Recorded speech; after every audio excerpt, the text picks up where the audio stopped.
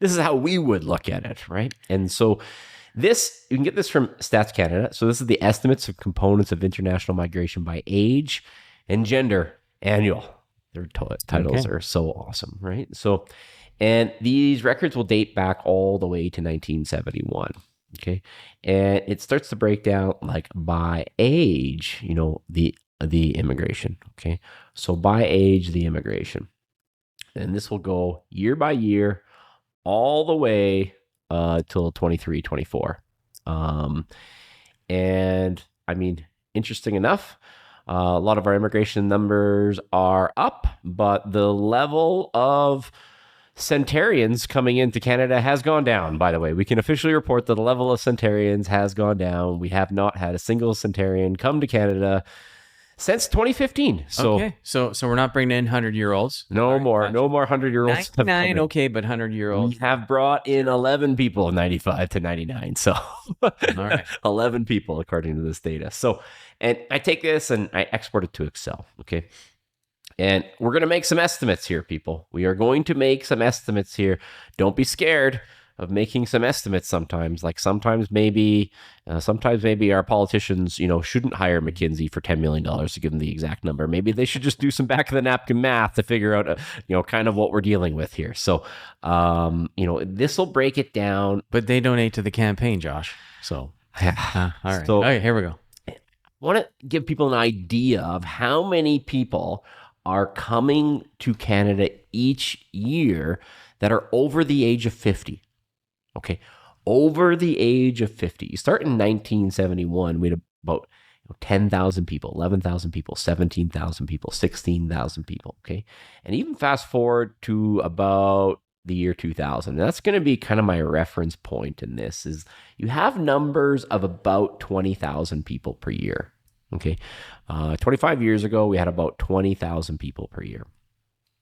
You fast forward to today, and what do we have now? People coming to Canada that are over the age of 50. We have about 45,000 people a year coming over the age of 50, okay? Now, people would ask like, well, how do you do that, okay? You can sponsor your parents or grandparents. Okay, you can sponsor primarily, like, are there economic immigrants coming from over the age of 50? For sure, there are. Is that the common age that economic immigrants come to Canada? Not really. It's not the common age. You mean we're not bringing 50-year-olds who are going to be starting up a business or anything like that? Someone who's going to, drive the economic engine of Canada, make us better? Or you mean just people who are over 50 and just receiving the benefit of being Canadian? Primary path. And this is a large assumption in the numbers that I'm doing because there's going to be a 55-year-old doctor who comes in. He's going to knock out $500,000 a year for the next 10 or 15 years. And that's going to happen. Okay. But there's also someone who comes in at 40 and doesn't do anything too. Mm-hmm. Okay. And so the assumption that we're making here, and this is, a little bit of back of the napkin math, and I'll tell you some of the assumptions. Some are comical, but, sure. The assumption is that most people who come over the age of 50 don't pay a lot of tax dollars.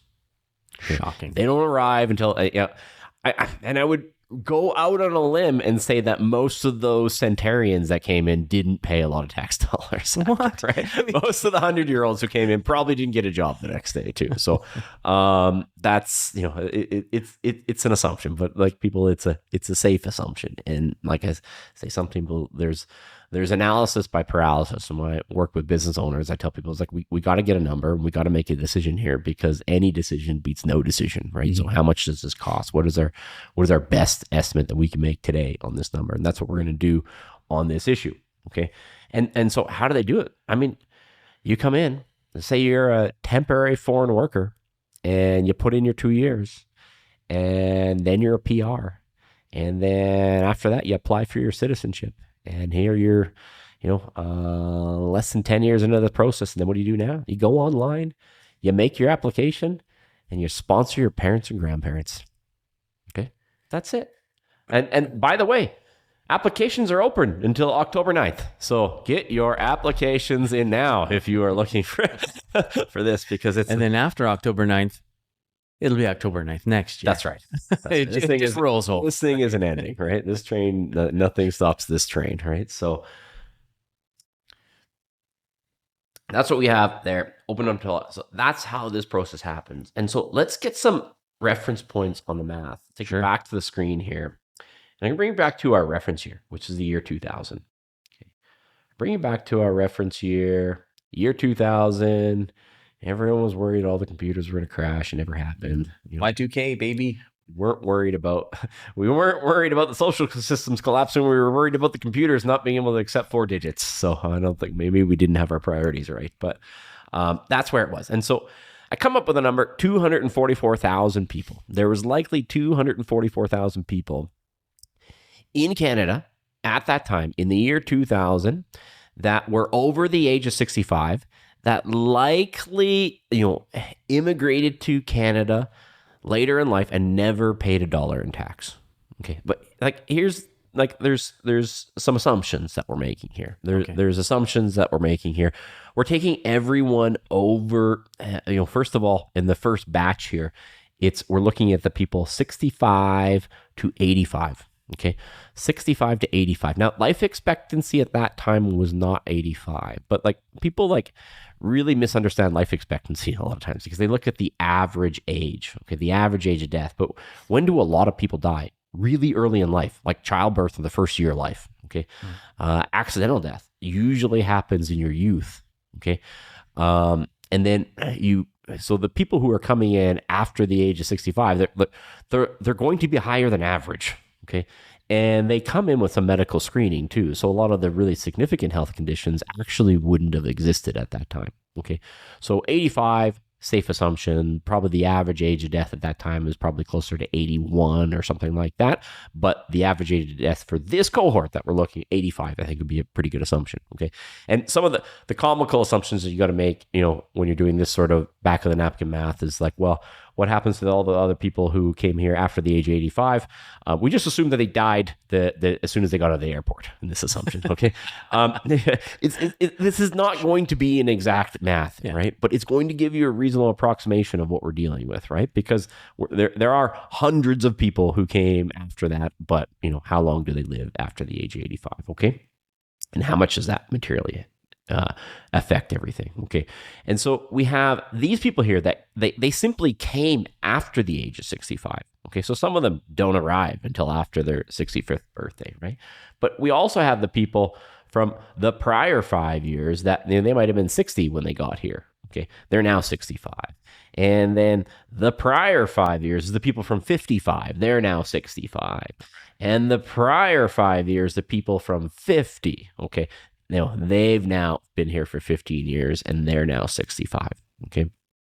So again, and we're just assuming that no one actually lived past the age of 85 in this assumption. Sure. We're also assuming, I know we're assuming that the people who are 50 years and up didn't pay any tax, but we're also assuming that everybody under the age of 50 did pay tax, which is probably an equal assumption in the other direction. That gets us to a number of 244,000 people. What happens to life expectancy? And this is the problem with a lot of our social programs. What happens to life expectancy is it goes up over time. Everyone forgets, we talked about CPP.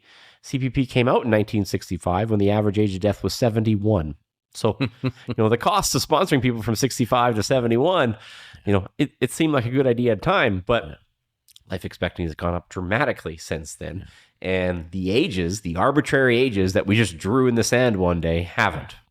Well, I mean, that's the problem with, politicians making these arbitrary numbers. How did you come up with that number? How did you decide that was the age that you were going to, get your old age security and your CPP and all that kind of stuff? Why did you decide that age? It's like the 8-hour workday. It's like you know what I mean? It's like, someone just drew a number one day, 2 weeks a year vacation. It's just like, where did these numbers come from? Right. Generally, not a lot of science. Someone just picked it and never adjusted it again. 2% inflation. Yeah, sure. Right. Now we get to today. Today is going to be a different animal because we have to assume 90 now.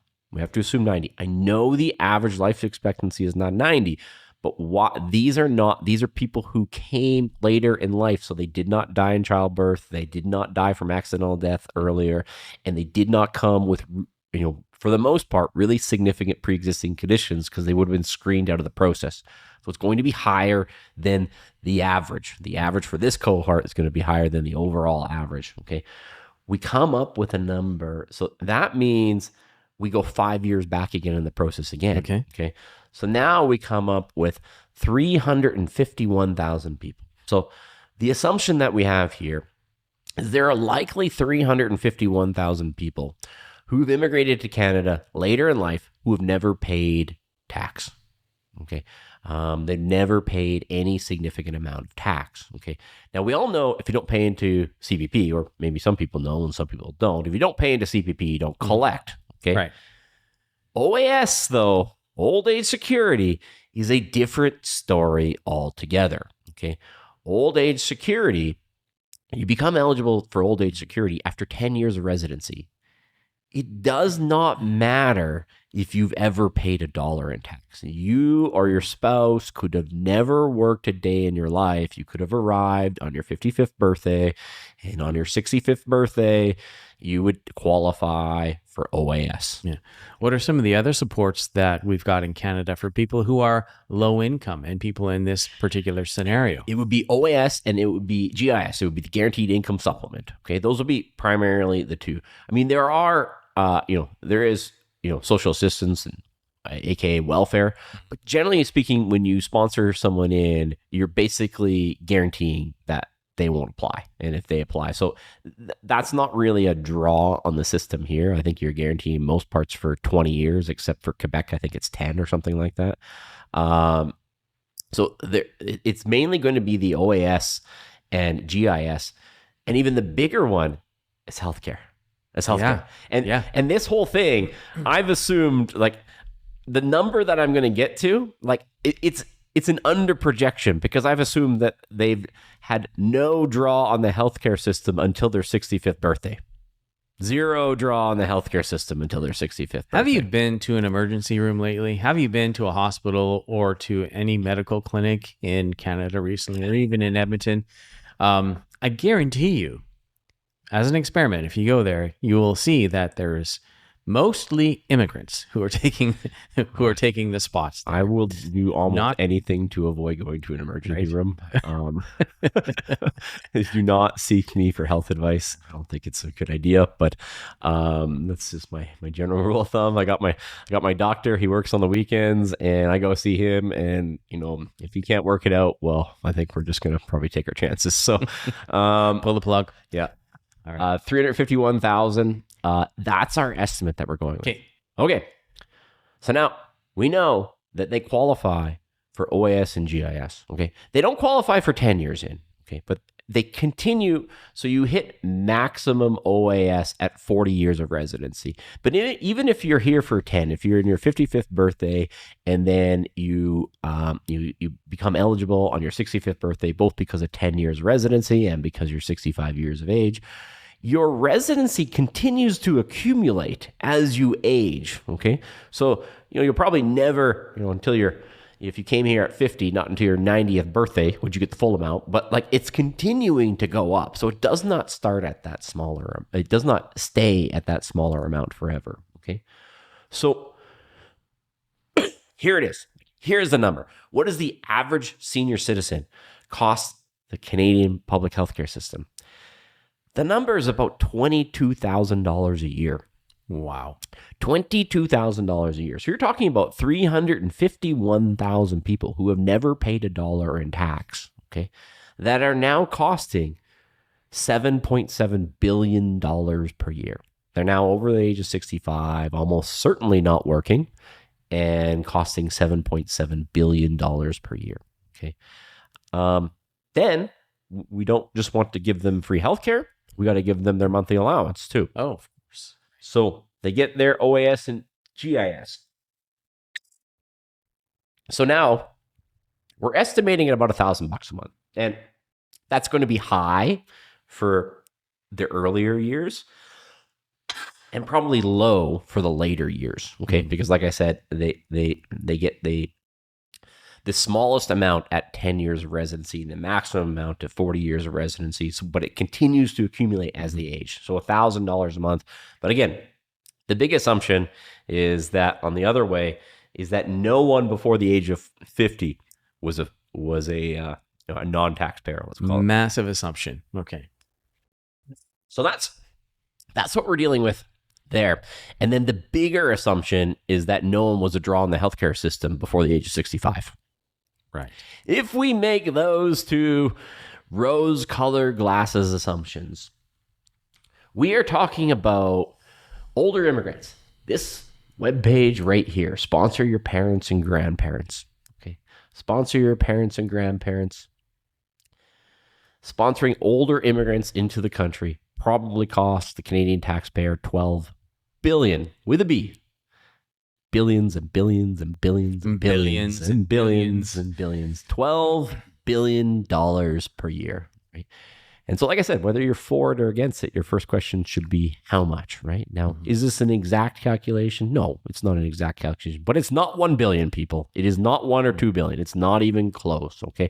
Whether this number is 10 billion or 14 billion, it's a real number, okay?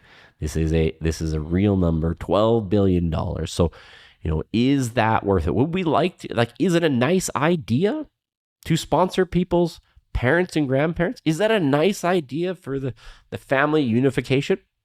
Sure, it's a nice idea. Feeding the whole world is a nice idea too. Mm-hmm. Right? But we don't have $12 billion.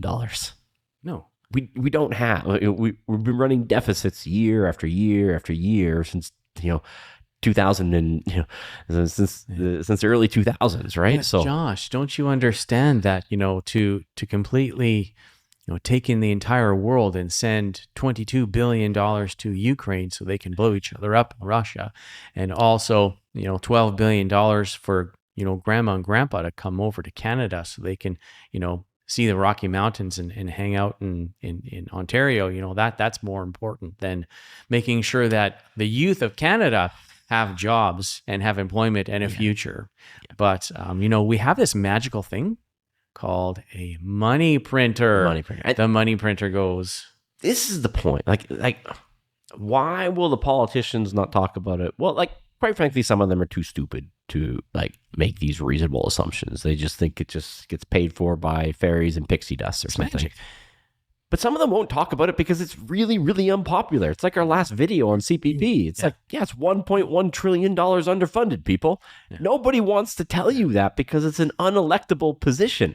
Right. It's the same with this. It's like, this is not popular, right? You cannot sponsor, your parents or grandparents into the country. You just sound like a jerk. You know what I mean? But you can't afford it too. It's like saying, I don't want to feed the hungry kids of the world. It's like, but I'm going to maybe take on one kid from Planned Canada and send that donation every year, right? Like, I'm not going to send more than my annual income to try to feed the hungry, right? Yeah, well, the thing is, common sense isn't common. And it seems like, the politicians that we've got, and I don't call them leaders because they're not my leader. They're politicians, they're public servants. They don't seem to live in the realm of common sense. They don't do the back of the napkin math and say, hey, we can't afford this. Like there's no way we can continue to do this. If they did, I bet you, just thinking outside the realm of possibility here, if more and more politicians and more people actually spoke up to their local MPs, MLAs, and said, hey, this is a problem. We need to fix this so that Canada can continue as a country.